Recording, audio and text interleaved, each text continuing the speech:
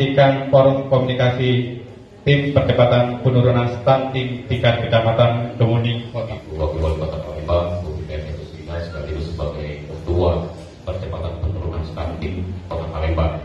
Saya Wakil Wali Kota Palembang, selaku Ketua Tim Percepatan Penurunan Stunting, saudara-saudari sebagai pengurus Forum Komunikasi Tim Percepatan Penurunan Stunting Kecamatan Kemuning, masa bakti 2021-2024.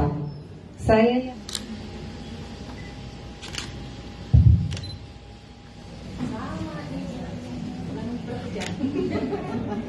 Makasih Pak. Selamat ya.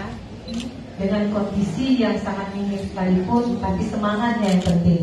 Nah, hari ini membuktikan walaupun kita di ruangan yang kecil ya Pak Camat, tadi Pak Camat dulu pas Ibu PT turun tadi langsung begini, Bu, ruangan kami kecil, yang datang tidak terlalu banyak, karena kami tidak pajak undang banyak. Tidak apa-apa Pak Camat, yang penting semangatnya.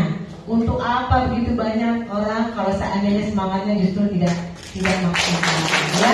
Tadi kita doakan bersama-sama.